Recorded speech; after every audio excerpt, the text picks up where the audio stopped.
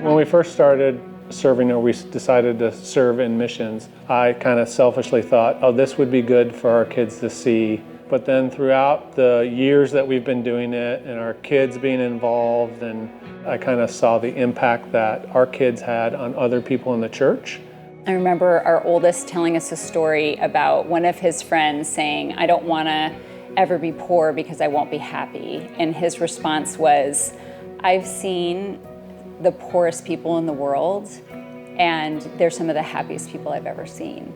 My favorite thing about serving with Highlands is we took a trip to San Luis, Mexico, and I met this guy, and he was trying to get across the border, and he was at the migrant center. He then came and got his eyes checked and wound up getting glasses, and then on Sunday at church, he was one of the 3 or 4 people that came up and gave his life to Christ. That was a huge impact for me and my kids that were on that trip, and it was just cool to kind of see all the way through of like, hey, we are making a difference. This is building more people for the kingdom, and it was super exciting. I think one huge misconception about serving is that you need to be proficient at something in order to start. I also think another misconception is that you need to figure out exactly what your gifts are and then go do something in line with that and choose that. And I think it's really important to engage God in that process and go, Lord, where do you want me to serve? I've seen people over the course of the years that we've done these international missions, I've seen people grow up. I've seen a young boy that came at probably 8 years old, and now he's going to college next year.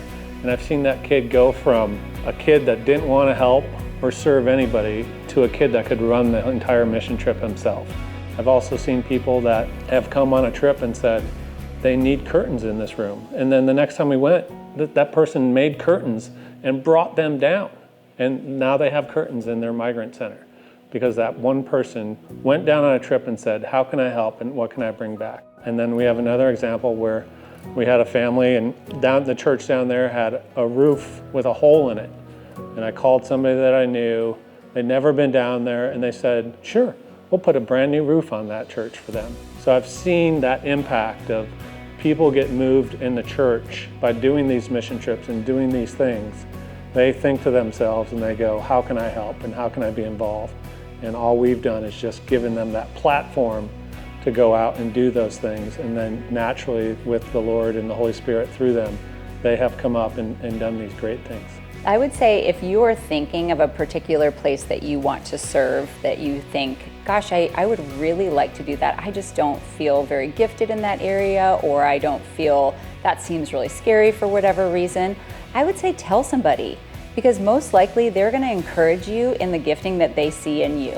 God is looking for just you to be there and do it, and He will use your gifts in that capacity in serving. So I was that person that was sitting in the seat saying, no, I don't want to do that.